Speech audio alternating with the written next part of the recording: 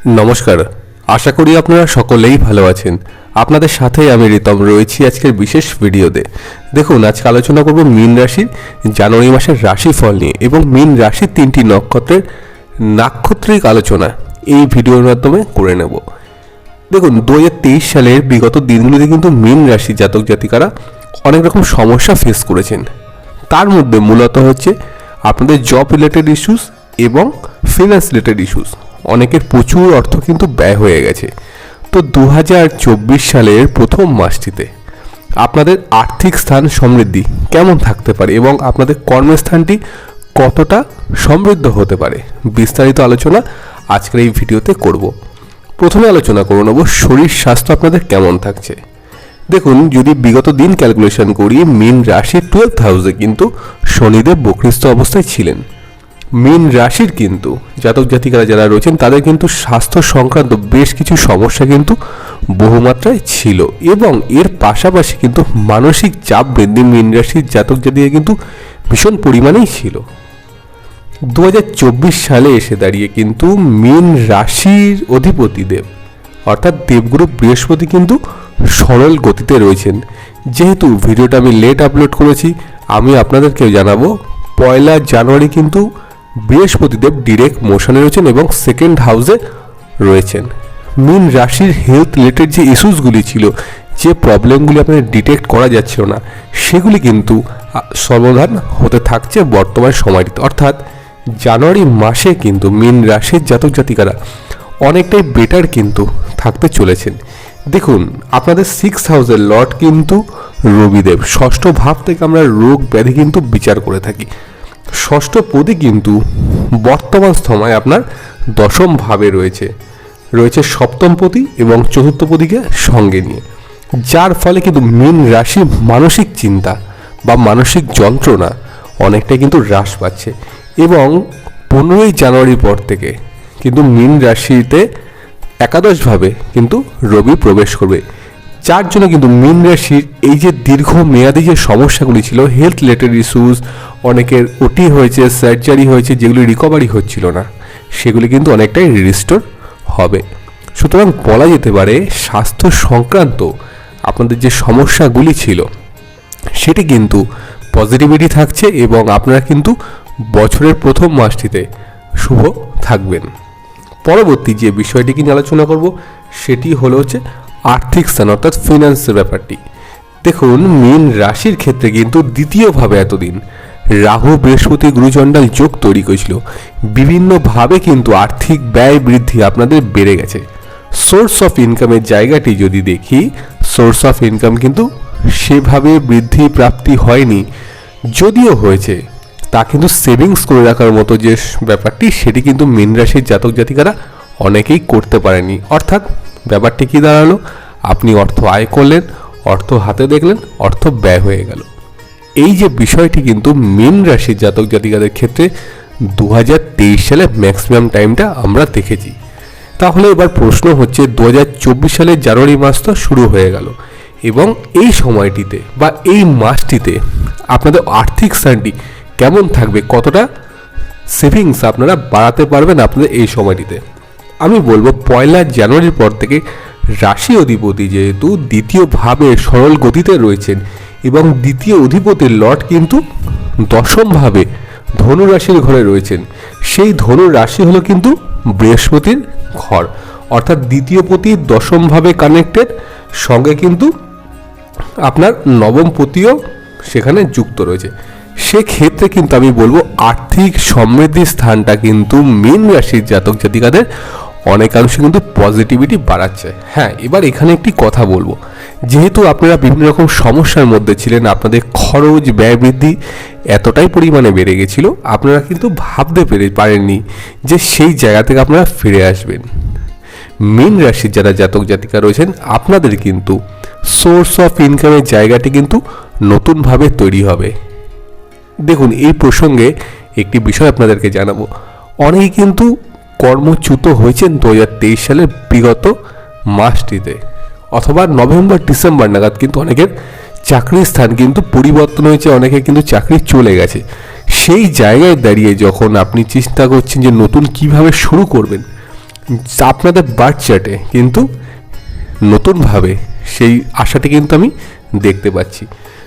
যদি আপনার মীন রাশি হয়ে থাকে, মীন রাশির ক্ষেত্রে যদি আপনার বৃহস্পতিদেব শুভ পজিশনে থাকে অর্থাৎ পীড়িত না হয়ে থাকে, সেক্ষেত্রে কিন্তু আমি বলবো আপনাদের কিন্তু আর্থিক স্থানটি যথেষ্ট স্টেবিলিটি থাকছে জানুয়ারি মাসটিতে। এখন প্রশ্ন হচ্ছে, আপনি হয়তো বললেন যে দেখুন আমি হয়তো অর্থ রোজগার করছি কিন্তু আমার মেডিকেল এক্সপেন্সই প্রচুর, তাহলে আপনাকে দেখতে হবে যে আপনার দ্বাদশ ভাব হয়তো পীড়িত রয়েছে। দেখুন সবার ক্ষেত্রে বিষয়টি কিন্তু সমান নয়। যদি আপনার বার্থ চার্টে 12th হাউস 6th হাউস যদি ডিস্টার্ব থাকে এবং আপনার যদি শুভ গ্রহ অর্থাৎ পঞ্চম ভাব, সপ্তম ভাব, দশম ভাবের যে আপনার প্ল্যানেট আছে সেগুলো যদি পীড়িত থাকে, সেক্ষেত্রে কিন্তু আপনার ব্যয়ের পরিমাণটা কিন্তু বাড়বে। অবশ্যই সেকেন্ড হাউস কানেক্টেড হতে হবে। আবার একটি বিষয় দেখুন, মীন রাশির ক্ষেত্রে আমি 2024 সালের গুরুত্বপূর্ণ ভবিষ্যৎবাণীর একটি ভিডিও করেছিলাম। সেই ভিডিওতে আমি বলেছিলাম আপনাদের কিন্তু পেটের গন্ডগোল হতে পারে বর্তমান সময়টিতে, কারণ রাহুদেব কিন্তু দীর্ঘদিন ধরে আপনার রাশিতে অবস্থান করবেন এবং সেই রাহুদেব কিন্তু থাকছেন 2025-এর মে মাস পর্যন্ত। আপনাদের মাথা গরম প্রচণ্ড পরিমাণে কিন্তু এই সময় বেড়ে যাবে। আপনি কিন্তু অতটা রাগারাগি করেন না, অতটা কিন্তু আপনি উত্তেজনা অনুভব করেন না, বা কর্মক্ষেত্রেও যখন আপনি যান আপনার কিন্তু মাথা শান্ত থাকে, আপনার মধ্যে জ্ঞানের কারকতা বেশি, আপনি সব দিক ব্যালেন্স করে চলতে পারেন। কিন্তু হঠাৎ আপনাদের এমন হলো যে হঠাৎ করে মাথা গরম হয়ে যায়, কারোর কথা আপনাদের মানে সেভাবে আপনারা ভালোভাবে নিতে পারেন না। এই যে বিষয়গুলি কিন্তু এগুলোর রাশিতে বা আপনার লগ্ন যদি মীন হয়ে থাকে, রাহুর অবস্থানের জন্য কিন্তু এই সমস্যাটি আপনারা ফেস করবেন। কাজে মীন রাশির জাতক জাতিকাদের আমি বলবো খাওয়ার সংক্রান্ত ব্যাপারে কিন্তু একটু সচেতনতা বাড়াতে হবে এবং আপনার কিন্তু মাথা গরম কিন্তু অত্যাধিক পরিমাণে বাড়বে। সেক্ষেত্রে কিন্তু আপনাদের বিষয়গুলিকে অবশ্যই সাবধানতা থাকতে হবে। দেখুন কর্মক্ষেত্রে বিভিন্ন রকম গুপ্ত শত্রুতাও কিন্তু আপনাদের তৈরি হয়েছিল 2023 সালটিতে। সপ্তম ভাবে কেতুর অবস্থান আপনার অধিকাংশ ক্ষেত্রে, বিশেষত আপনার বিজনেসের ক্ষেত্রে কিন্তু অনেক রকম প্রবলেম কিন্তু ক্রিয়েট হয়েছিল। বিষয়গুলি একে একে অনুধাবন করার চেষ্টা করব এবং যে বিষয়টি নিয়ে আমি আলোচনা করছিলাম আর্থিক স্থানটি, তবে আর্থিক সমৃদ্ধি কিন্তু জুন মাসে মাফ করবেন জানুয়ারি মাসটিতে আপনারা কিন্তু বহুমাত্রায় পারবেন। এবং রাশির অধিপতি ষষ্ঠ ভাব তার অধিপতি রবিদেব কিন্তু একাদশ ভাবে যখন প্রবেশ করবেন মীন রাশির ক্ষেত্রে কিন্তু সম্মানের যে জায়গাটি এতদিন কিন্তু ডিলে হয়েছিল, হয়তো আপনি মানুষের জন্য অনেক কিছু করেন, অনেক কিছু ভাবেন তাদের জন্য, কিন্তু এই প্রাপ্য সম্মান কিন্তু আপনার পান না। আপনার সম্মানের জায়গাটি কিন্তু অনেকটাই পজিটিভিটি থাকতে চলেছে জানুয়ারি মাসটিতে। দেখুন তৃতীয় যে বিষয় সেটা হলো কমিউনিকেশন, থার্ড হাউস। মীন রাশির ক্ষেত্রে কিন্তু থার্ড হাউসের অধিপতি হলেন শুক্রদেব। বিভিন্ন রকম কমিউনিকেশন কিন্তু আপনারা করার চেষ্টা করেন, যারা ধরুন কর্মসূত্রে বা শিক্ষার জন্য বা পড়াশোনার জন্য আপনার দেশের বাইরে থাকেন, বা আপনি যদি কলকাতার বাসিন্দা হন, আপনি থাকছেন চেন্নাইতে বা মুম্বাইতে বা ব্যাঙ্গালোরে বা হায়দ্রাবাদে বিভিন্ন জায়গায়, তো আপনাদের ক্ষেত্রে কিন্তু কমিউনিকেশনের জায়গাটি কিন্তু বহুমাত্রায় ডিস্টার্ব করেছিল, কারণ আপনাদের থার্ড হাউস শুক্রদেবের সাথে কিন্তু দীর্ঘদিন ধরে কেতুর অবস্থান ছিল। আপনি কোনো ধরুন আপনি জবের জন্য অ্যাপ্লাই করেছেন, আপনি নিশ্চিতভাবে জানেন যেহেতু আপনার ধরুন সোর্স আছে যে আপনার এই জবটি কিন্তু কনফার্ম হয়ে যেতে পারে, 85% 90% গিয়ে আপনার এই জবের প্রসেসটি ডিলে হয়ে গেল।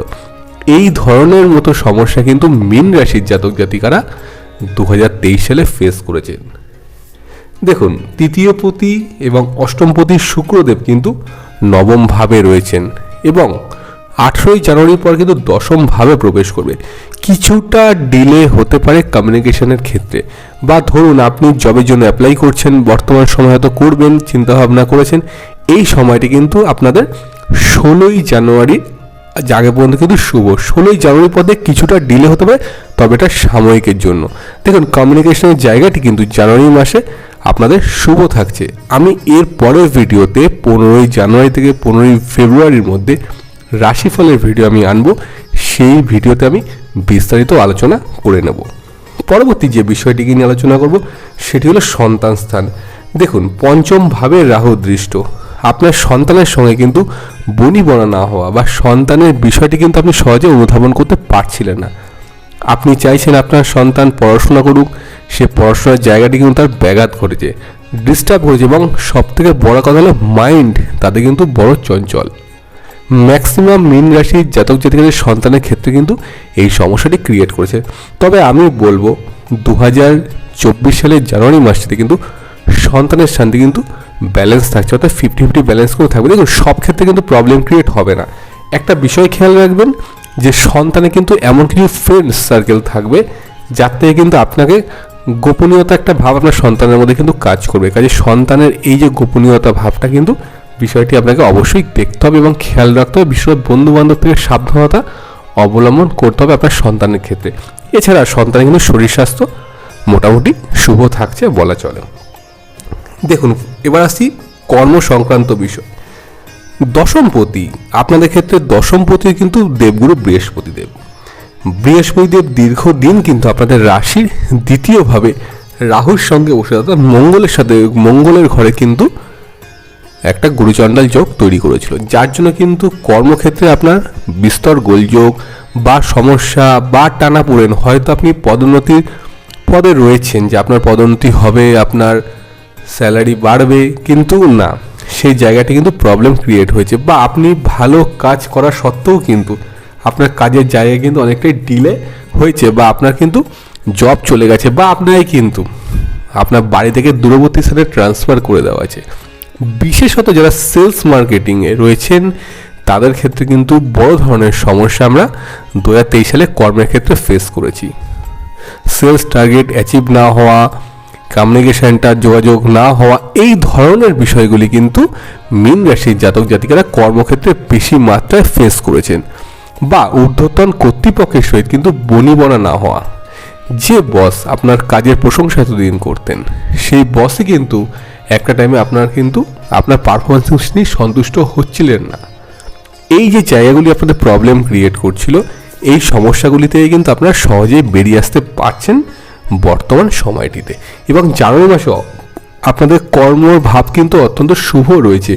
যারা নতুন জবের প্রস্তুতি নিচ্ছেন তাদেরকে বলবো আপনারা কিন্তু সহজেই প্রস্তুতি নিতে পারেন। দেখুন নতুন জবের ক্ষেত্রে কিন্তু চান্সেসটা কিন্তু অনেকটাই বেশি রয়েছে, পজিটিভিটি কিন্তু বহুমাত্রায় থাকছে।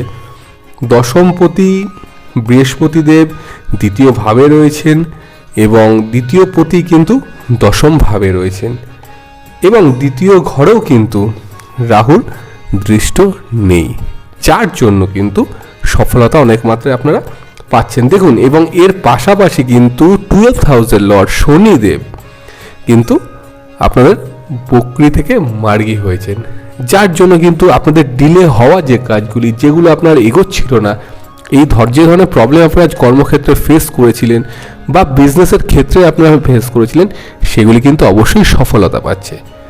এবার চলে আসি ব্যবসায়ীদের কথায়।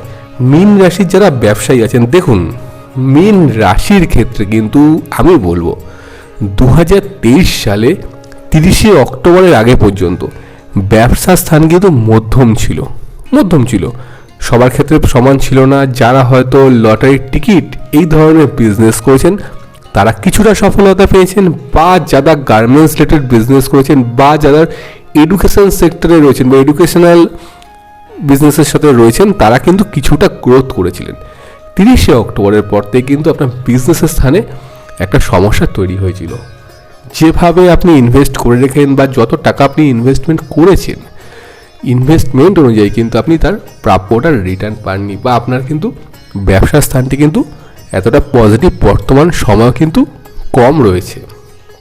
ব্যবসার স্থানে আপনি যদি পার্টনারশিপ বিজনেস করে থাকেন সেক্ষেত্রে কিন্তু আপনাদের গুপ্ত শত্রুতা তৈরি হতে পারে।